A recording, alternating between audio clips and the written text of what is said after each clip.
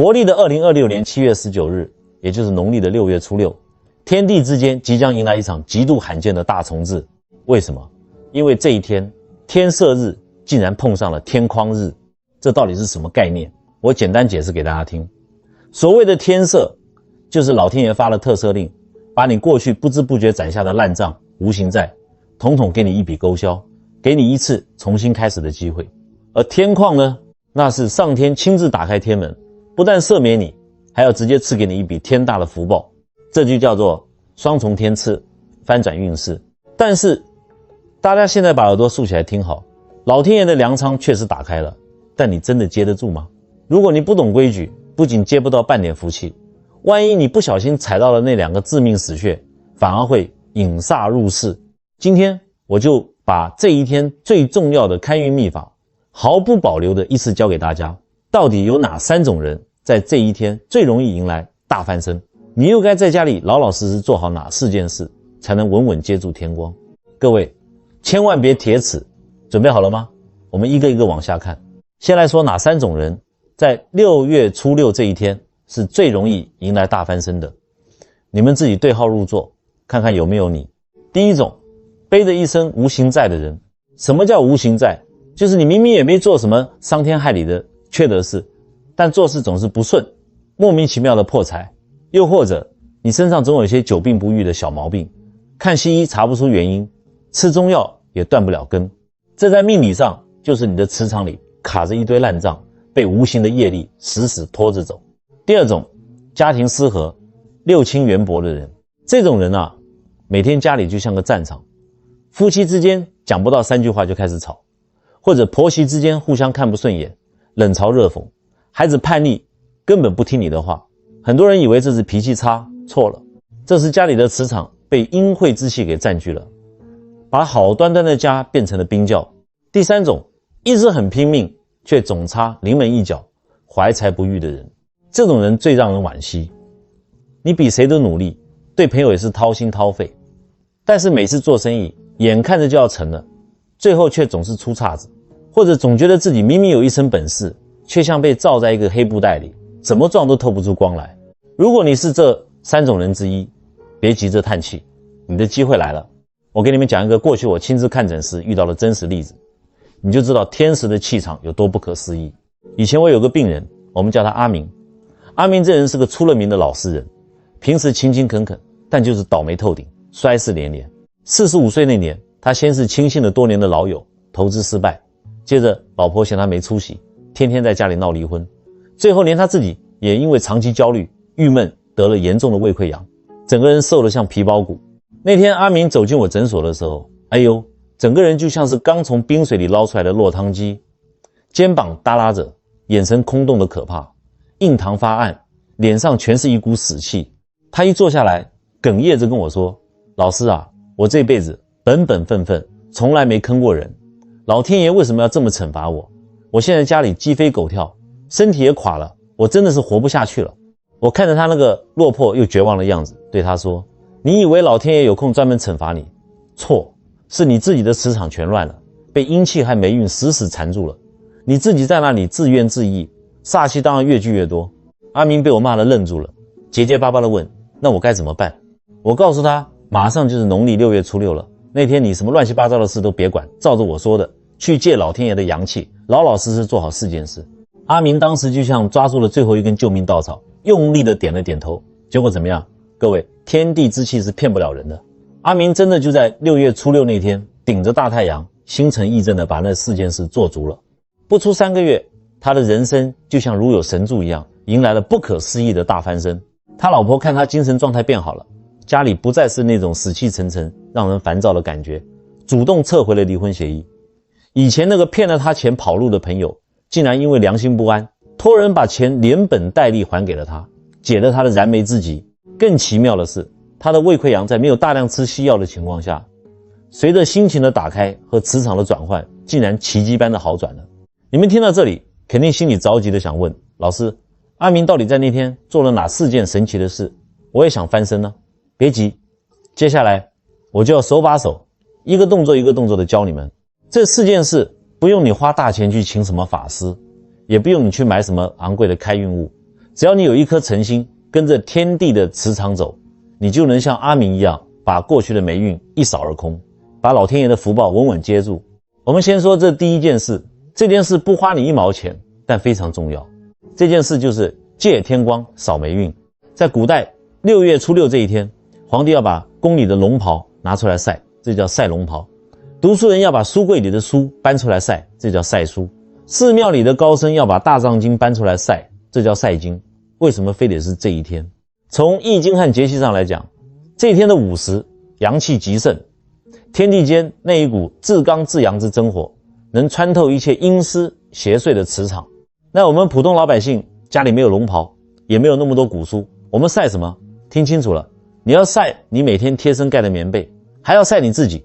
很多人不理解，老师啊，晒棉被有什么了不起的？你糊涂啊！你想想看，人一天有1/3的时间是在床上度过的。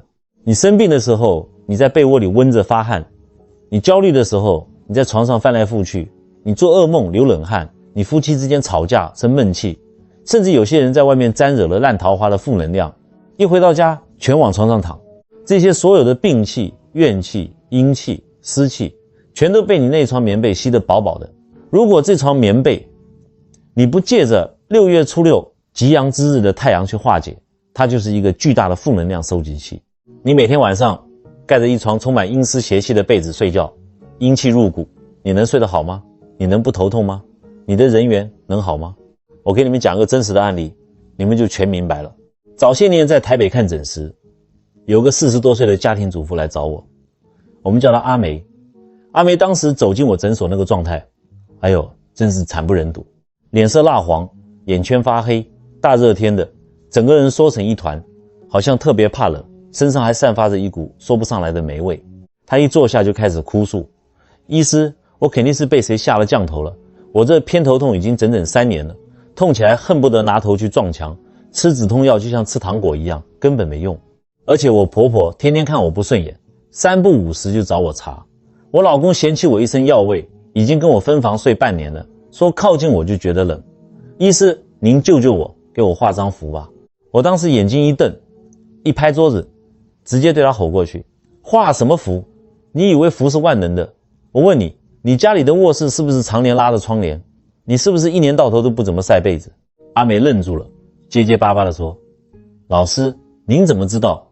我怕光，一见光我头就更痛，所以我卧室的窗帘从来不拉开，被子也都是在后阳台阴干的。我指着他的大门方向说，你这叫自作孽。你的卧室常年不见天日，你每天盖的被子吸满了你生病发愁的阴湿之气，你在那样的环境里睡觉，阴气入脑，你不头痛谁头痛？你身上的气场又冷又湿，就像地下室发霉的墙角。你婆婆和你老公靠近你，本能的就会觉得不舒服，就会心生厌烦。这根本不是什么降头，是你把自己的磁场变成了阴曹地府。阿梅听后眼泪直打转，我告诉她，马上就是农历6月初6了，你给我记住，那天中午什么事都别干，给我去借天光。现在所有人跟着阿梅一起，把这3个实操步骤给我死死记在脑子里。第一步，找准时间，5时出击。在6月初6这一天，中午11点到下午1点，也就是我们说的午时，这个时候是一天之中阳气最猛烈最盛的时候。你把你铺的床单、盖的棉被、枕头统统给我抱到大太阳底下去暴晒，你自己也要站在太阳底下晒个15分钟，把背脊对着太阳，这叫接太阳真火。第二步，拍打观想，打散邪气。晒不是干，放在那里，你去拿一根干净的木棍或者拍被子的藤条，站在太阳底下，一边用力的拍打被子，一边在脑子里观想，这很重要。你要在心里默默的想，这一棍子下去把我身上的病气打散了，那一棍子下去把那些小人、烂桃花、倒霉气全打出来了。你要想像那些黑色的霉气，在6月初6这极阳的太阳光下瞬间被烧成了灰烬，灰飞烟灭。第三步，也是最严厉的禁忌，千万别犯，被子绝对不能晒过太阳下山，最迟在下午3点之前你必须把被子收回来。在收之前再用力拍打几下，确保把表面的浮尘和残余的煞气全拍干净。然后再抱回卧室。为什么？因为下午3点以后，太阳西斜，天地间的阴气开始升腾，这个时候这床被子就从吸阳气变成了吸阴气。如果你把被子晒到了傍晚，甚至忘了收，晒过夜了，它就会吸满夜晚的露水和阴邪之气。听懂了没有？这在风水里叫引煞入室，是大忌中的大忌。后来那个阿梅就老老实实按照我说的去做了。那天6月初6，她顶着大太阳在楼顶上足足拍了半个小时的被子，出了一身的大汗。结果怎么样？那天晚上她盖着那床吸满了6月初6太阳阳气，散发着阳光香味的被子，结结实实的睡了一个好觉。3年来第一次没有被头痛疼醒。被子里的纯阳之气把她体内的阴寒之气逼出去了大半。之后她听了我的话，把卧室的窗帘拉开，保持通风，气场一变，人就精神了，脸色也红润了。她老公觉得卧室里不再是那种阴冷难闻的味道了，主动搬回来跟她一起睡。婆婆看她精神好，能干活了，也不怎么挑刺了。各位乡亲，一个不花钱的晒棉被就把她濒临破碎的家给救了回来。不要把老祖宗的智慧想得那么复杂，道法自然，这最烈最正的太阳光就是老天爷赐给你最好的驱邪符。农历6月初6，千万别懒，把家里的被子统统搬出去，借着天地阳气，把你们那一身的负面能量给我狠狠地晒死打散。各位乡亲，刚才教你们晒了棉被，把身上的霉运和阴气都给打散了，现在你一身轻松，是不是准备大展拳脚去求财了？慢着，我问你们一个最残酷的问题，这世界上人为什么会穷？为什么会被人骗？很多人说因为我运气不好啊，错了，根本原因只有一个，就是你像没有路灯的黑夜里走路，你看不清方向，前面是个大坑你往里跳，前面是个悬崖你也敢往下冲，你这不叫运气差，你这叫没有智慧。所以在6月初6天门大开的日子里，你必须要做第二件事，佛前点灯引路招财。怎么做？非常简单，在这一天，你在家里的佛菩萨像前，如果家里没有神桌，就在客厅找一张干净的桌子，面向窗外的天空，点上一盏干净的酥油灯或者一根红蜡烛。这盏灯点起来有2个极大的作用。第一，灭无形晦气。易经里讲，火是至阳之物，这盏灯一点起来，那微弱的火光就能把你周围那一圈看不见的干扰你思绪的无形晦气给烧得干干净净。第二，借智慧引路。你点亮这盏灯，就等于在一片漆黑中给自己点亮了信号塔。你在向佛菩萨、向天公主呼喊，我在这儿，我看不清路，请老天爷赐我智慧，给我引路。你心智一开，做决定不犯浑了，这财运自然就进来了。但是所有人现在把耳朵给我竖起来，接下来是极度严厉的禁忌。我见过太多自作聪明的蠢人，灯点完了，祈福也祈完了，呼地一下，直接用嘴巴把灯给吹灭了。我每次看到这种画面，气得血压都要飙升。点灯切记用嘴吹灭，这是风水和修行里的大忌。为什么？你想想看，我们每天吃五谷杂粮，嘴巴里说过谎话，骂过人，吃过各种荤腥，你肚子里呼出来的气叫什么？叫浊气，叫阴气。你用一嘴的阴浊之气去吹灭那盏代表智慧和光明的阳火，这叫什么？这叫阴风灭阳火。你这不仅是对天地神明极大的不敬，更是直接把你刚刚求来的福气、运气一口气全给吹散了。那怎么灭灯？很简单，你去买个灭烛罩盖上去闷吸，或者拿把小扇子，用手在旁边轻轻把风扇过去，把火扇灭。还有，灯燃烧的期间一定要避风，保持光明稳定，千万别让它忽明忽暗的，那代表你的运势起伏不定。这点规矩都不懂，你还求什么财？我给你们讲个真实的例子，这回不讲女人了，讲讲男人。以前在看诊时，台北有个快50岁的中年男人，姓郭，我们叫他老郭。老郭当时就像只无头苍蝇，看别人炒股赚钱，他跟着炒；看别人玩虚拟币，他也跟着玩。结果碰上大跌，赔得血本无归。他来找我的时候，眼睛都是红的，整个人处于一种极度绝望的状态。他跟我说，老师，我打听到了个内线消息，我准备把我现在住的房子拿去抵押，全部砸进去，这把要是赢了，我就能翻身了。您帮我看看我最近财运怎么样。我一看他的面相，双眼无神，印堂发黑，满脑子都是贪念和执念。我直接一杯冷水泼醒他，前面是个无底洞，你还要拿着全家人的命往里跳，你现在立刻给我停下来，什么投资都别做。我让他6月初6那一天老老实实在家里点一盏灯，什么都不要求，就盯着那盏灯的火光看，把心给我沉下来。老郭虽然急，但他不敢不听我的。那天他就在家里点了盏灯，他后来跟我说，当他静下心来看着那个平稳明亮的火苗时，他突然觉得脑子里那种乱哄哄急躁的声音消失了，他的心智突然被打开了。他回想了一下那个所谓的内线消息，越想越不对劲，发现里面全是漏洞，根本就是个诈骗集团的陷阱。他吓出了一身冷汗，立刻取消了房子抵押的申请。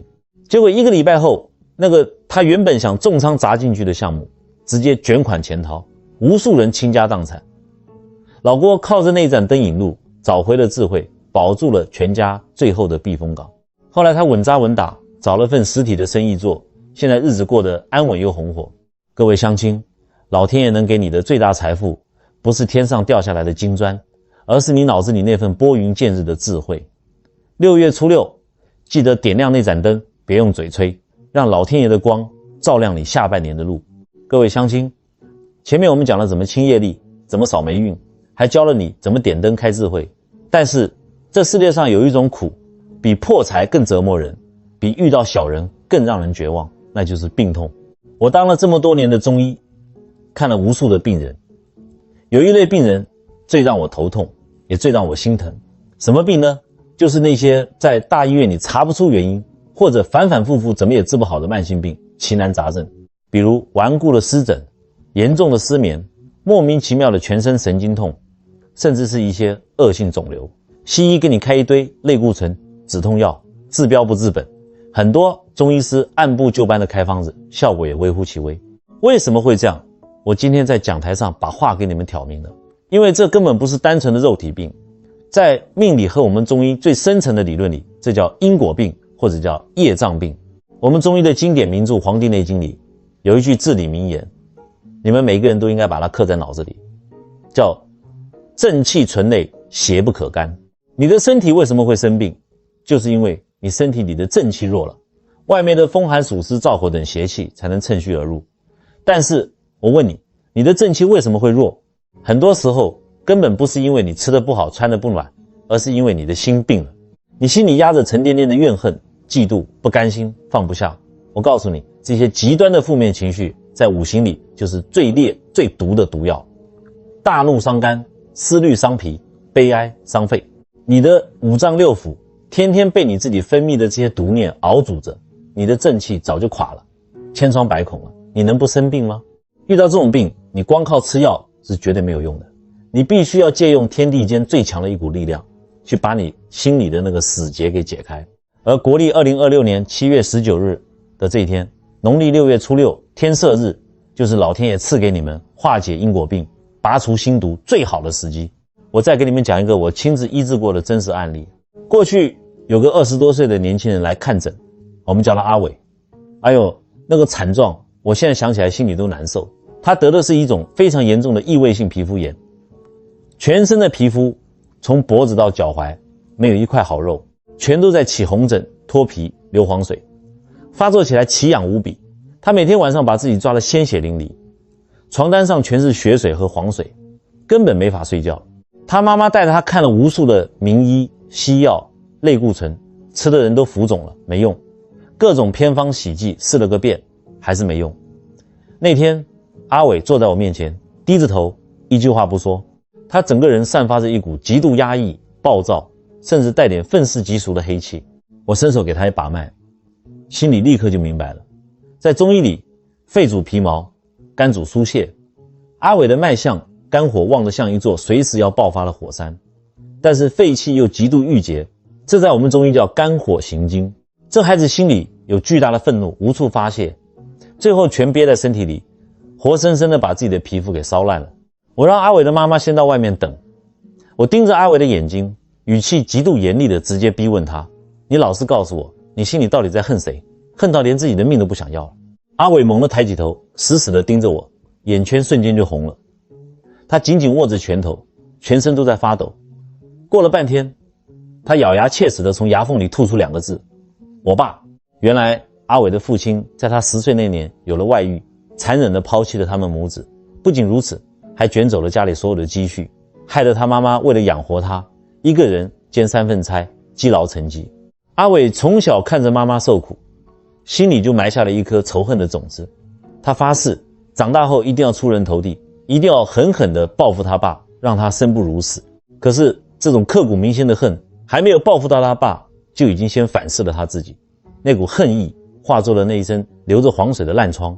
我当时看着这个可怜的孩子，语气软了下来，语重心长地跟他说：阿伟啊，你爸造的孽，老天爷的算盘记着呢，老天爷自会收他，那是他的因果。可是你现在呢，你是在用你爸的错误来惩罚你自己。你每天恨他一次，就是给自己的身体灌一碗毒药。你这身皮肤炎根本不是病，就是你心里的毒发出来了。阿伟听到这里，防线彻底崩溃了。一个20多岁的小伙子在我诊所里哭得撕心裂肺。老师，我也知道这样不对，我也想好起来，可是我放不下啊，我只要一闭上眼就是我妈受苦的样子，您教教我怎么原谅她。我拍了拍他的肩膀，一字一句地告诉他，我不要你原谅他，我要你放过你自己。我告诉他，过几天就是6月初6天赦日了，老天爷在那天大开恩门。我给他下了一个死命令，我要你那天去天公庙，跪在天公主面前，把你这些年受的委屈，心里的痛全部哭出来，全部道给天公主听。然后你要跟天公主说，今天借着天赦的吉日，我把对父亲的恨交还给天地，我不恨了，这笔感情的烂账我今天彻底清空了，求老天爷赦免我心中的毒火，让我重获新生。阿伟真的听进去了。到了6月初6那天，他在天公庙里跪了整整2个小时，哭得全身虚脱，引得旁边的人都来看他。但是哭完之后，奇迹发生了。他后来回诊时告诉我，从蒲团站起来的那一瞬间，压在胸口10几年的那团闷气，就像被针扎破的气球，咻的一声全卸掉了，整个人前所未有的轻松，连呼吸都变得顺畅了。这就是天赦日的威力，老天爷的能量帮他把那个最顽固的心结给化解了。心结一解开，后面的事情就顺理成章了。他心里的恨没了，肝火退了，磁场顺了。我再给他开清热解毒、养阴润燥的中药，原本怎么吃都没用的药，这一次竟然出奇的有效。你们猜怎么着？不到3个月，他那一身恐怖的皮肤炎退得干干净净，连疤痕都淡了，长出了白白净净的新肉。各位乡亲，听完阿伟的故事，我请你们现在摸着自己的心口问问自己，你的身上是不是也有治不好的老毛病？你的心里是不是也藏着一个恨之入骨的人，或者一件死活过不去的坎？是那个骗了你钱的朋友，是那个对你刻薄的婆婆，还是那个背叛你的伴侣？如果有，请你务必在2026年7月19日这一天，借着天赦日的天地正气去原谅，去放下，去赦免自己。你不需要当着他们的面说原谅，你只需要在心里跟老天爷说，你把这笔烂账交出去了。不管是婆媳矛盾、兄弟反目，还是夫妻积怨，统统在这一天把它清空。你记住我今天这句话，你不把心里的毒气排出去，你吃再多的人参、鹿茸都是废渣，懂了吗？各位乡亲，前面我们讲了怎么扫霉运，怎么开智慧，怎么治因果病，现在终于到了你们所有人最关心、眼睛瞪得最大的环节了，求财。很多人一听6月初6是天匡日，是老天爷开天门、开仓放粮赐福的日子，心里那个贪念马上就冒出来了，心想，哎呀，老天爷要发钱了，我得赶紧去拿个大号的麻布袋装啊。停，你先别激动，把你那个贪小便宜的心思给我收起来。老天爷的粮仓确实打开了，金银财宝就在那儿，但是我问你，你接得住吗？很多人跑来问我，老师啊，我每年都去大庙里补财库，花大把大把的钞票请法师做科仪，烧了好几卡车的金纸，为什么我的财库还是漏的？为什么我还是存不下钱，甚至还负债？我今天就把这个天机扒开给你们看。你们以为的财库是你在阴间的银行账户，你以为多烧点纸钱，多磕几个头就能把它填满，愚昧啊！在天地的算盘里根本没有单纯的财库这个东西，老天爷只看一样东西，这东西叫善库。什么是善库？就是你这辈子凭良心做人，利益众生所积攒下来的福报。老天爷赐福是往你的善库里倒的。你的善库如果是空的，甚至底下早就被你自己的贪婪挖了个大窟窿，我告诉你，老天爷就是倾盆大雨一样给你下金条，你也接不住半根。我给你们讲2个在台北做餐饮老板的真实故事，你们听完对比一下，就知道什么叫做天地的算盘了。这2个老板2家店隔得不远，一个叫老李，一个叫老陈。老李这个人呢，精明到了极点，脑子里全是如何算计。他的餐厅赚钱靠的是什么？靠的是黑心跟克扣。去菜市场买菜，专挑快发臭的死鱼烂虾，厨房里的杂油反复用，黑得像墨汁一样，还舍不得换。他对员工更是刻薄，迟到1分钟扣半天薪水，逢年过节连个红包袋都没见过。但是老李特别迷信，每年一到这些大日子，初一十五，他比谁跑庙里都勤快。那一年6月初6天空日，老李听说这天能求大财，大手一挥，花了好几10万台币，请了一个据说是极有名的法师团队，在他的餐厅门口摆坛做法。哎呦，那个排场大的，香火烧得乌烟瘴气，供桌上摆满了烤乳猪、大鱼大肉。他在神像面前磕头如捣蒜，祈求老天爷保佑他一口气开5家分店，赚个盆满钵满。我们再回过头来看看另一个老板老陈。老陈是个憨厚人，他那家餐厅的利润一直不高。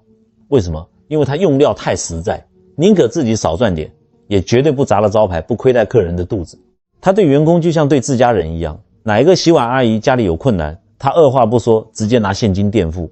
最难得的是老陈有个规矩，每天晚上餐厅打烊，剩下那些卖不完但干干净净的便当他绝对不扔，他自己开着那台破旧的小货车，送到附近的桥墩底下公园里，发给那些无家可归的流浪汉。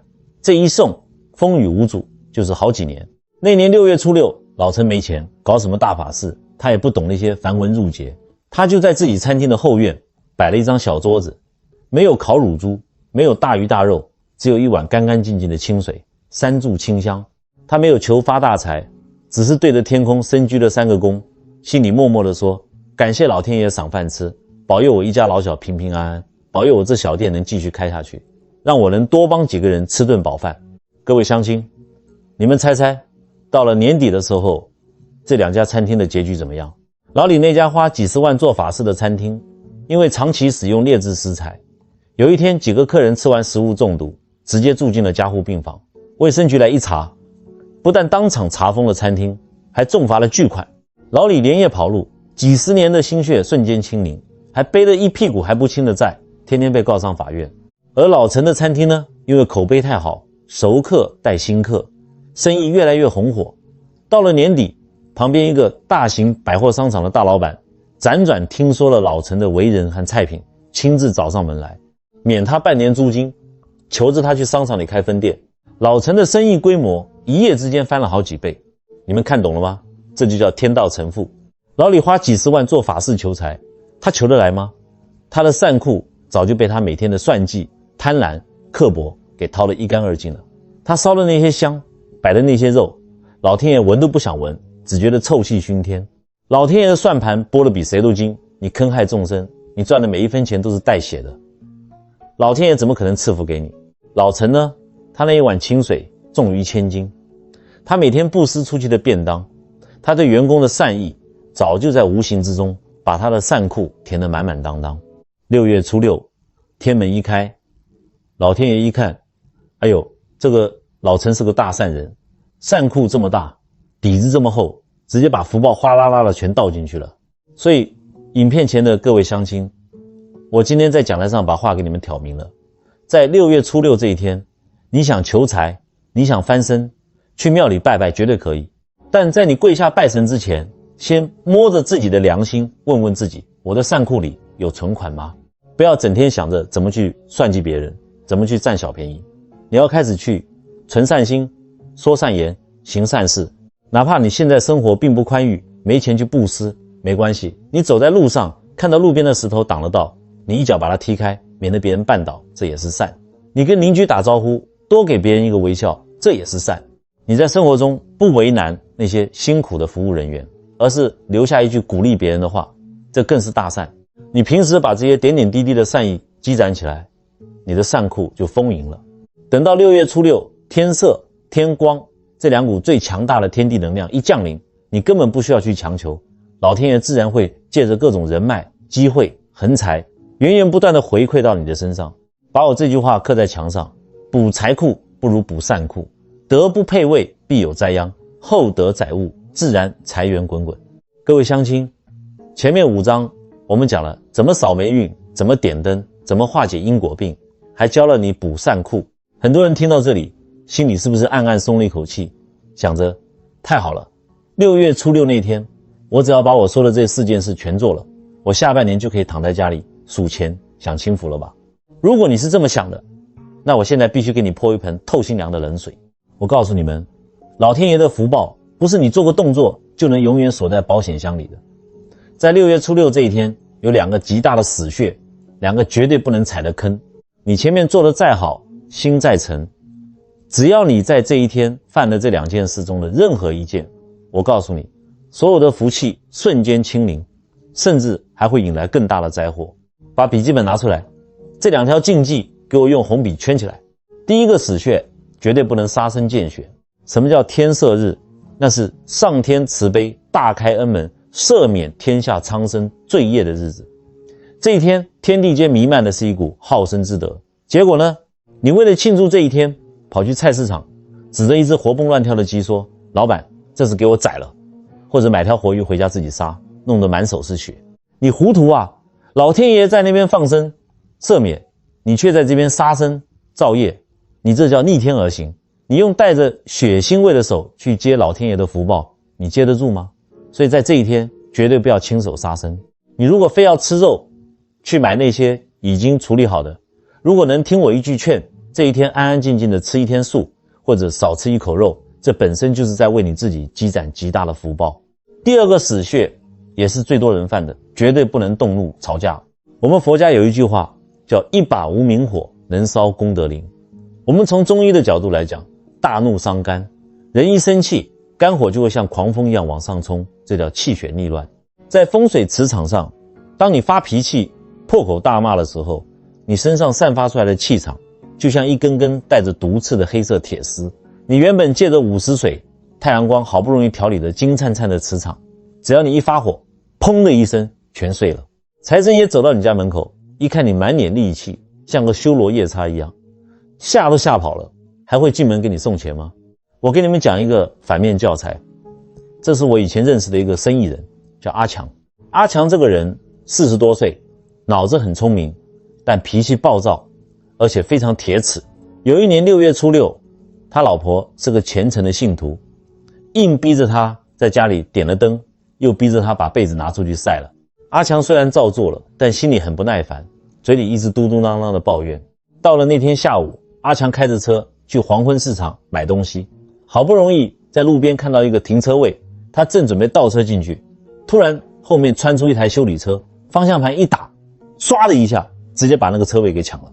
各位，这要是平时摸摸鼻子再找一个就算了，但那天阿强不知怎么的，一股邪火直冲脑门，眼睛瞬间就红了。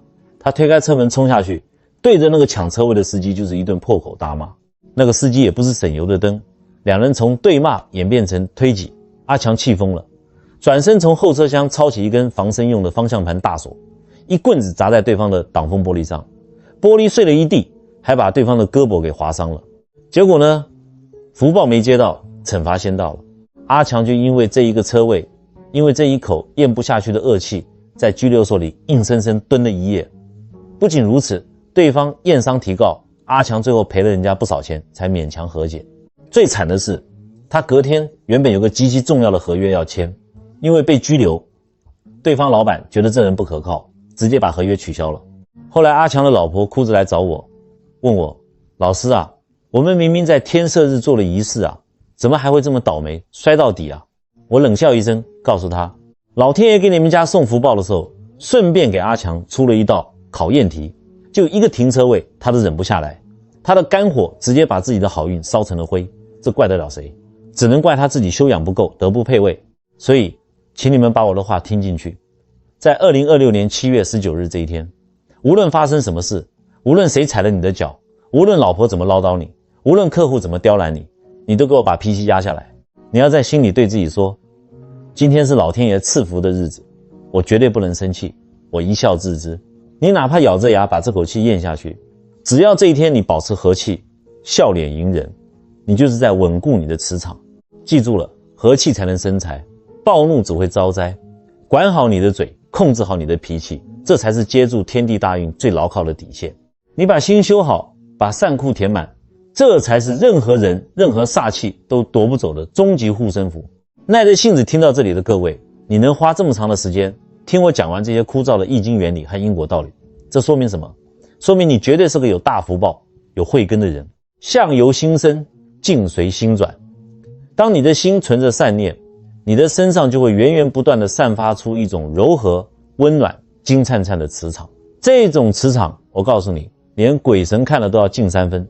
6月初6的天赦日和天桥日，只是老天爷给你提供了一个绝佳的外部环境，就像是给你提供了一阵强劲的东风。